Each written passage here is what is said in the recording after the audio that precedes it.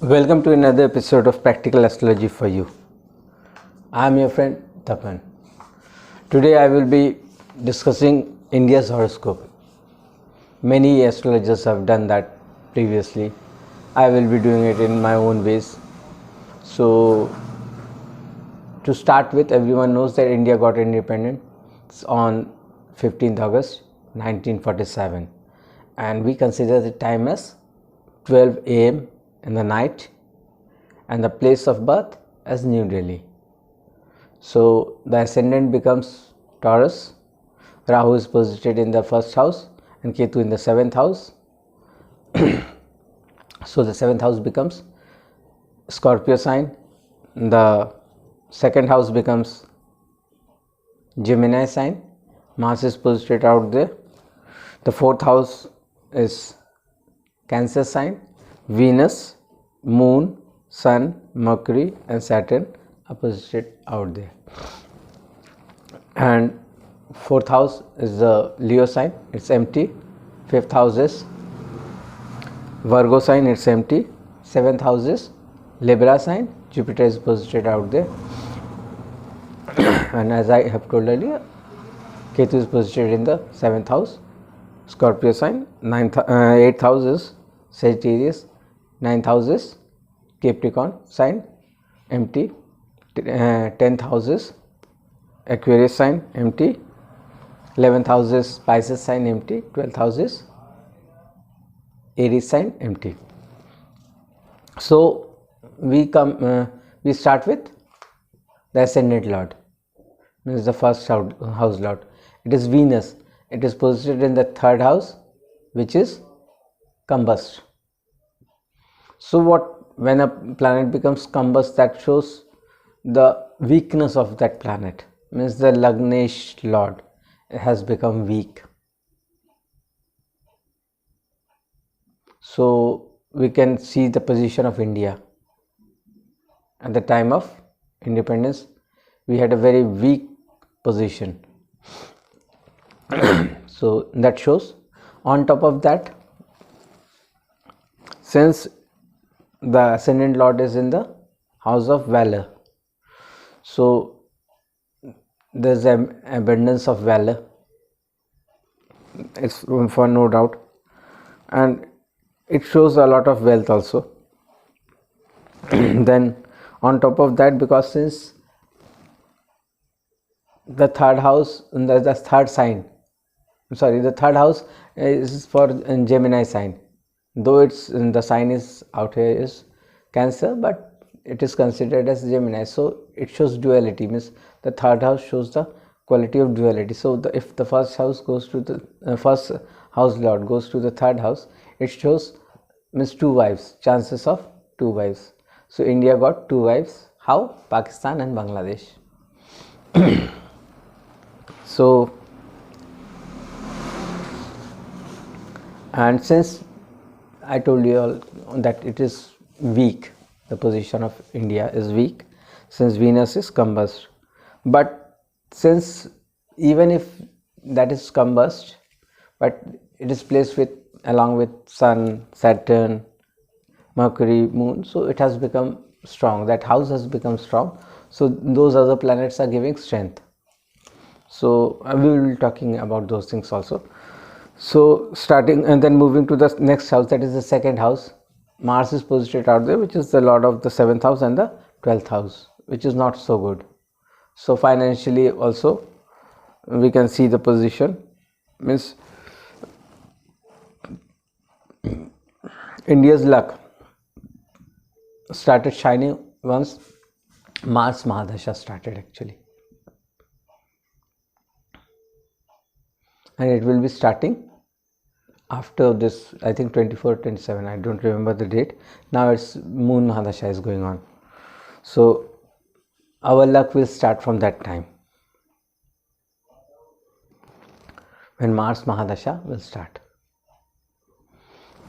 So then the 2nd house lord is Mercury. So Mercury is positioned in the 3rd house, means the 2nd house lord is positioned in the 3rd house. So in one condition, in one way or the other, it's a bit good and it's a bit bad also. That's why we have a twisty situation regarding finance and even speeches, because second house is speech, finance, many things, dharm sthan also. So you all can understand why this happens. So it's a twisty situation. And I think the day when India got independence, I think the next day, 16th, I think there was an Amavasya. So the third house Lord Moon is visited in the same house. So along with, though it is not, Amavasya is not in there, I think it was the 13th day of the Krishna Paksha. So you all can understand, means mentally we are not very strong. Moon is not very strong.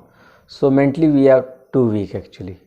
Physically, though we are not so weak, but mentally we are weak. Even since even Venus is combust, physically also we are a bit weak. So we all have to understand the situation.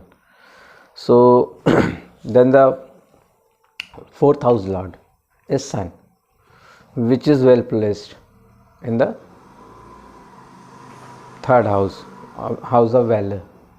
That's why at the end of the day, when we fight for our homeland and all, we get victory.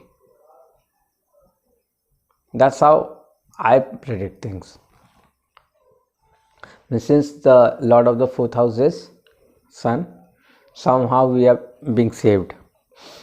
Then the fifth house Lord is Mercury. It's posited in the third house. It's also good. Since Mercury is neither combust nor retrograde, that was the best thing actually. Then the sixth house Lord is Venus, which is combust. So again, that's why we have a twist, means we have a huge debt actually. India has a huge debt and even enemies. Too many enemies. And you all know that Jupiter is posited out there, so intellectually also we are very sound. What we can give others is intellectual, means brain, guru.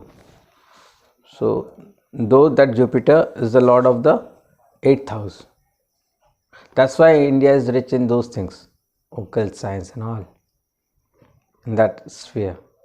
But since the 8th house lord is sitting in the 6th house, that placement is not so good for the health of the country. Longevity also, it's not so good. So it's always in a twisty situation.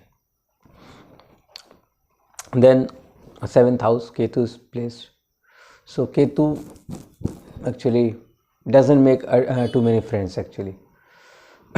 So we are not so good in those spheres. Means we don't have true friends actually. So, and the 8th house lord is again sitting in the 6th. So I have talked about that also. Then the 9th house lord and the 10th house lord is Saturn, which is again combust. So that's why our bhagya, luck, doesn't shine a lot. Even if suppose Saturn is seeing its own house, so that has saved it a bit actually. Otherwise it would be a, what to say, pathetic situation. And Rahu is also seeing that house. So at certain period of time, I consider the aspect of Rahu, the ninth aspect of Rahu, to be good. Other people may disagree with me, but sometimes that cleverness or that twist of, what to say, Rahu saves us. Means we can't use other things, but sometimes tact also saves the bhagya of that country, of our country. So, and since Saturn is combust, so India had to wait for a long period for that bhagya to rise. And even we have a Kal Sarpa dosha, and that jinx breaks after 48 years. So only after India got independence, after completing 48 years, that's why in 1991 I think India completed that thing, means 47, and it should have been 2 years less, means 2000 something around, means 1995 India started rising actually, as per my prediction. Means after 1995 only India rose to that level, not before that.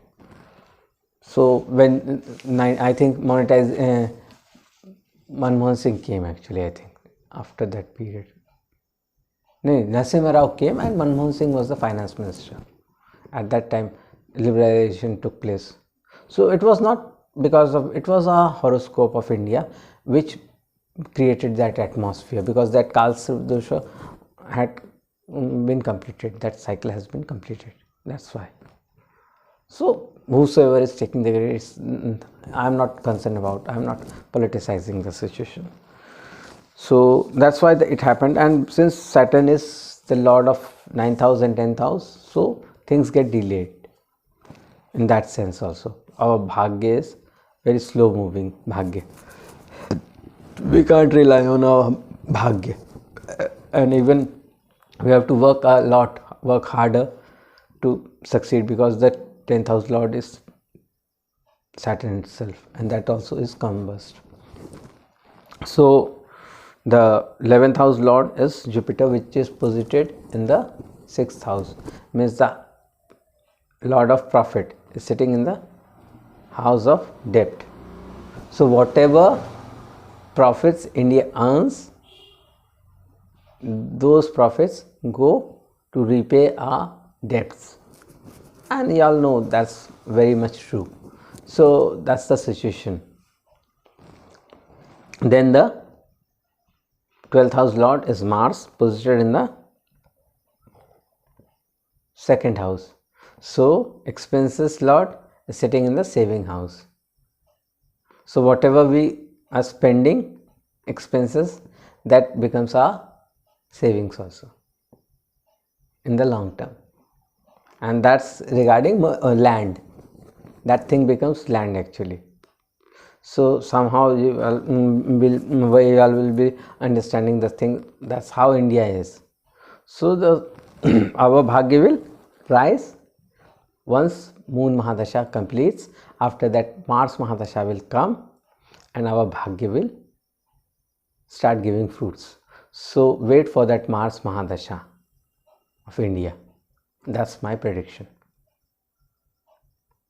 Signing off for the day. Good night.